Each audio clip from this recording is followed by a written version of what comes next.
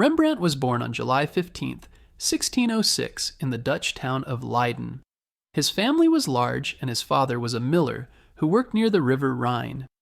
Even as a boy, Rembrandt loved to draw. He sketched everything around him, his friends, his neighbors, and scenes from daily life. His parents noticed his talent and encouraged him to study art. When he was a teenager, he trained with local artists and later moved to Amsterdam, where the art world was thriving. Amsterdam at that time was one of the richest cities in Europe. Ships sailed in and out, bringing goods from around the world. Wealthy merchants wanted paintings to decorate their homes and to show off their success. This gave artists like Rembrandt the chance to find many clients. Rembrandt quickly became known for his skill with portraits. He had a special gift for showing not just how someone looked, but who they were inside.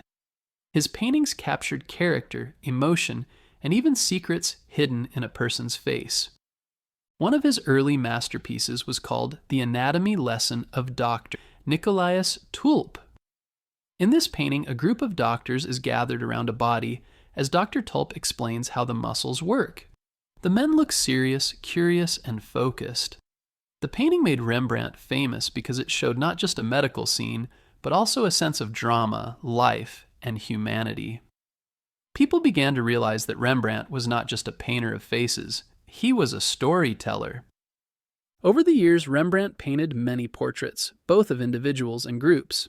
But one of his most famous works is The Night Watch, painted in 1642. This painting shows a group of soldiers, but instead of arranging them stiffly, Rembrandt painted them in action, some marching, some turning, some holding weapons. At the time, people were surprised by how different it was from traditional portraits. Today it is considered one of the greatest paintings of all time. Rembrandt was not only interested in painting wealthy people, he also painted beggars, old men, children, and people from the streets. He believed that every face had a story to tell. He made many self-portraits too, over 90 throughout his life. He was also a master of using light and shadow, a technique called chiaroscuro. In his paintings, the light often shines brightly on the most important parts, like a face or a hand, while the rest of the picture fades into darkness. This gave his art a dramatic and powerful effect. But Rembrandt's life was not always easy. Even during these hard times, he kept painting. In fact, some of his greatest works were created later in life, when he poured his struggles and feelings into his art. Rembrandt also made hundreds of etchings, which are prints made by carving designs into metal plates. These prints could be reproduced and shared more widely than paintings. His etchings showed everything from Bible stories to simple scenes of people working or children playing.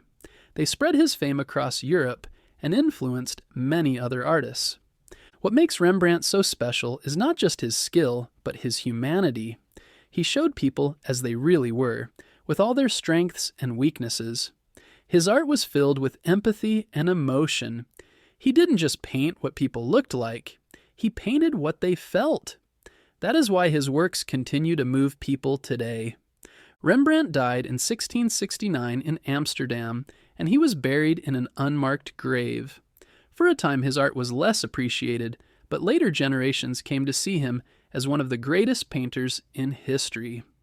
Today he is remembered as a genius who changed the way we see art and people.